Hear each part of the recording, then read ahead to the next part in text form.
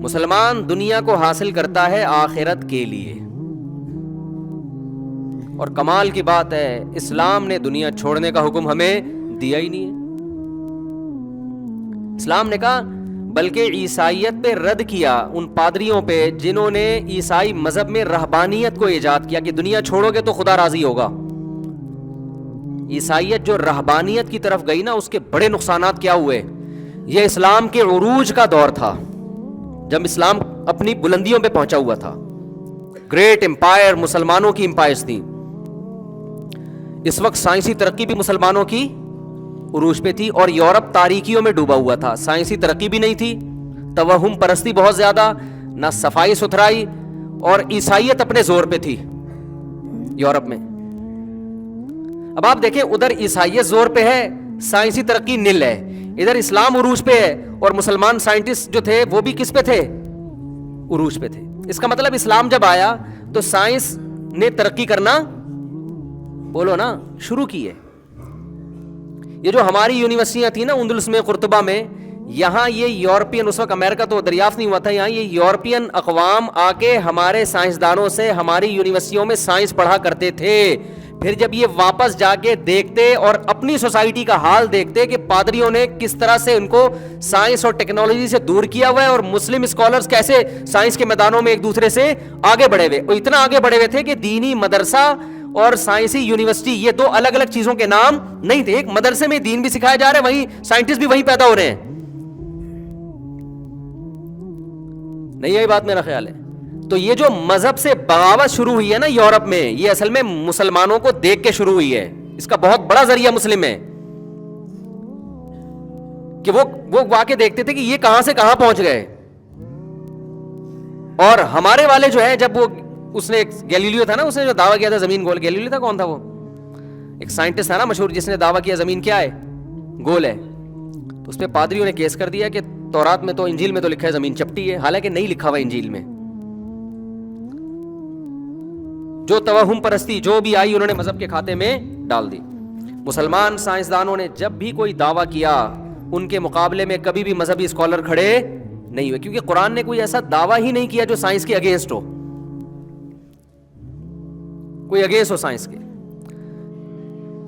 تو اسلام میں سائنس نے ترقی کیوں کی ہے؟ اس لیے کہ اسلام نے کھوپڑی استعمال کرنے کا حکم دیا. اور یہ میں اپنی طرف سے نہیں کہہ رہا, یہ گوروں کی لکھی ہوئی باتیں آپ کو کے سامنے میں پہنچا رہا ہوں کہ گوروں نے یہ اعتراف کیا ہے کہ اسلام کے دنیا میں آنے کے بعد جو سائنسی ترقی شروع ہوئی ہے, مسلم سائنٹسٹ پیدا ہوئے, اس کی وجہ یہ ہے کہ قرآن کے دنیا میں آنے سے پہلے توہم پرستی تھی. لوگ دیوتاؤں, مالاؤں اور مذہبی اسکالرز نے جو بول دیا پتھر پہ لکیر, جو ان کی فیلڈ نہیں ہے اس میں بھی وہ ٹانگ اڑا رہے ہوتے تھے. تو اسلام جب آیا تو اس نے عقل استعمال کرنے کا حکم دیا اور دلیل سے بات کرنے کا حکم دیا, دلائل کی دنیا میں لوگوں کو لے کر آیا. اس کے بعد سے مسلمانوں نے جہاں روحانی ترقی کی ہے وہاں مادی ترقی بھی شروع ہوئی ہے. تو آپ بتاؤ مسلم قوم کی روحانی اور مادی ترقی ایک ساتھ ہوئی ہے, تو روحانی ترقی پہلے پھر اس کے نتیجے میں مادی. اس سے پتہ چلتا ہے کہ روحانی ترقی آپ کو مادی ترقی سے نہیں روکتی. یہ جو آج روحانیت کا کانسیپٹ ہے نا کہ کچھ بھی نہ آتا ہو حضرت جی کو پتہ ہی نہ ہو, تو یہ اسلام کا پیش کردہ تصور نہیں ہے. ہمارے نبی صلی اللہ علیہ وسلم نے مادی اسباب بھرپور طریقے سے استعمال کیا. آپ کو پتہ ہے جب مدینہ آپ صلی اللہ علیہ وسلم ہجرت کر کے آئے تو تجارت بھی یہودیوں کے ہاتھ میں, اسلحہ کی فیکٹریاں بھی کس کے ہاتھ میں تھیں؟ یہودیوں کے ہاتھ میں. آپ صلی اللہ علیہ وسلم نے مدینہ منورہ میں جہاں مسجد قائم کی ہے, جیسے اسی طرح آپ نے بازار بھی قائم کیا تاکہ تجارت یہودیوں کے ہاتھ سے نکل کے کس کے ہاتھ میں جائے؟ مسلمانوں کے ہاتھ میں جائے, ہم ان پہ ڈیپینڈ نہ کریں. تو آج دین دنیا دونوں ایک دوسرے سے کیا ہو گئے ہیں, بولو نا, الگ. تو میں جو بار بار کہہ رہا ہوں نا, ہدف آخرت بنانا ہے, تو ایسا نہ ہو کہ آپ یہ سمجھیں کہ ہم نے اب پڑھائی چھوڑ دینی ہے, ہم نے اب صحت بنانے کی فکر چھوڑ دینی ہے, ہمیں دنیا کا پتہ ہی نہ ہو. یہ ہرگز مطلب بولو نہیں ہے, یہ تو رہبانیت ہے. لِيُظْهِرَهُ عَلَى الدِّينِ كُلِّهِ, اللہ کہتے ہیں میں نے محمد صلی اللہ علیہ وسلم کو اس لیے بھیجا تاکہ اسلام کو تمام دینوں پہ غالب کر دیں. تو یہ غلبہ, اس غلبے کے لیے آپ کو وہ تمام جدید علوم سے آراستہ ہونا پڑے گا جن علوم سے آراستہ ہوئے بغیر اس زمین پہ غلبہ ممکن ہے ہی نہیں. تو یورپ نے جو ترقی کی مسلمانوں کو دیکھ کے کی ہے. پھر ان کی ترقی میں رکاوٹ بنے ان کے مذہبی لوگ, کیونکہ وہ مذہب منسوخ شدہ تھا. لیکن پھر ایسی مذہب کی بغاوت کی ہے کہ عیسائیت میں جو صحیح چیزیں تھیں ان کو بھی چھوڑ دیا انہوں نے. عیسائیت زنا سے روکتی ہے جیسے اسلام روکتا ہے. انہوں نے کہا اب عیسائیت کو ہم جب نکالیں گے نا اپنے کلچر سے تو زنا بھی شروع کیا. عیسائیت ہومو سیکشولیٹی کی قائل نہیں ہے. حضرت عیسیٰ علیہ السلام کی تعلیمات ہیں, لوط علیہ السلام کا واقعہ تورات میں بھی انجیل میں بھی ہے, لیکن انہوں نے ایسی بغاوت کی ہے نا, جب ریئیکشن ہوتا ہے تو بڑا سخت ریئیکشن ہوا. انہوں نے کہا مذہب کو نکالو بالکل. اگر اسلام کو فالو نہ کرتے تو بھائی تم عیسائیت کو ہی کر لیتے, اور جو چیز اس کی آپ کو لگ رہا ہے کہ پادری جہاں رکاوٹ ڈال رہے ترقی میں اس رکاوٹ کو قبول نہ کرتے, لیکن اتنی بغاوت کی تو اس سے تو اس عیسائیت کروڑا گنا بہتر تھی. کم از کم فیملی سسٹم تو بنا ہوا تھا نا, ابا اماں کا احترام تو تھا نا, استاذ کا احترام, ابا اماں کا احترام, رشتہ داری, بہن بھائی, یہ تو عیسائیت میں بھی وہی حقوق ہے جو اسلام بتاتا ہے.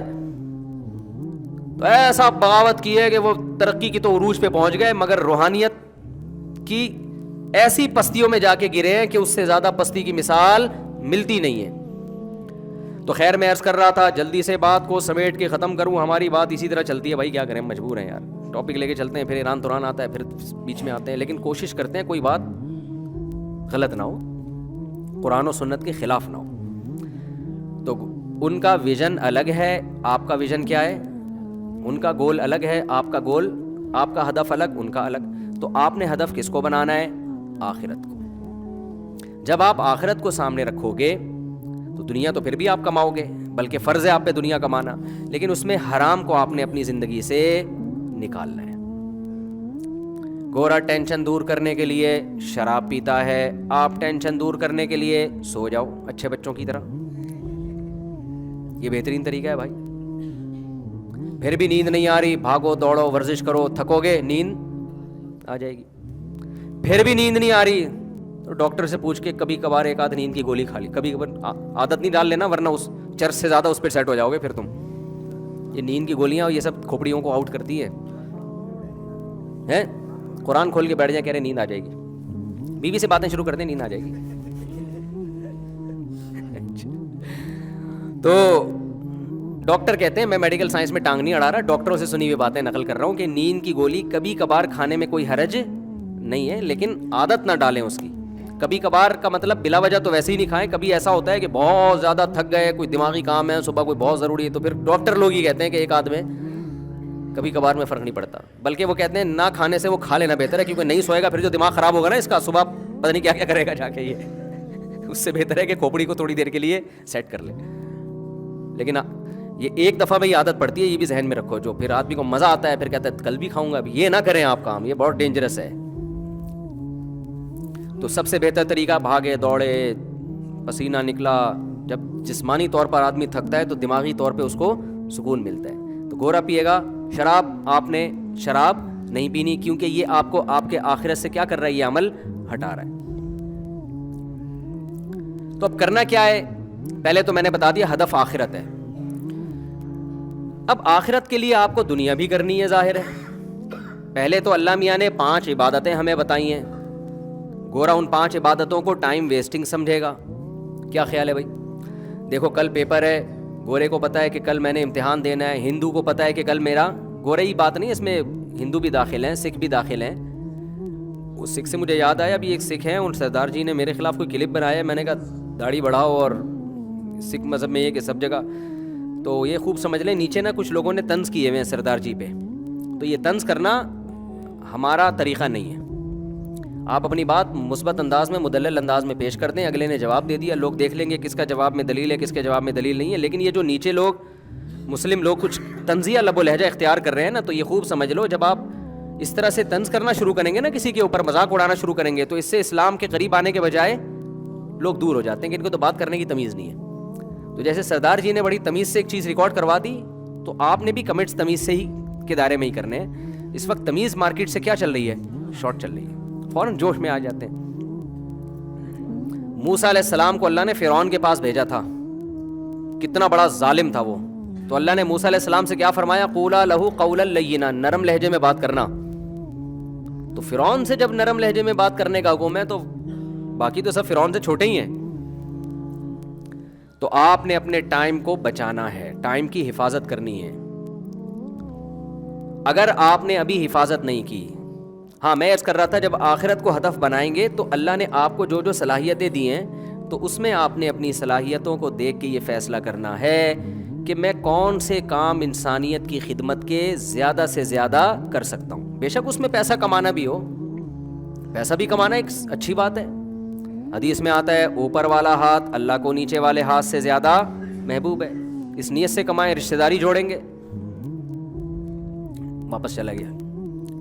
میں نے کہا تھی کئی ہفتوں تک میں یہ 4 شادیوں پہ بیان نہیں کروں گا, خواتین بہت ناراض ہوتی ہیں. یہ نہیں پیسہ آیا تو میں یہ کہنے والا تھا کہ جب آئے گا تو پھر ہم 4 کر لیں گے, کیونکہ اس میں رشتہ ملنا آسان ہوتا ہے. لیکن میں نے کہا یہ بات اب بہت ہو گئی یار, پھر کبھی کسی وقت یہاں تک آئی تھی, پھر وہ نکل کے پھر وہ آ گئی نا یہاں تک, اب اس لیے میں نے کہا اب واپس لے جانا ٹھیک نہیں ہے. 4 بیوہ. تو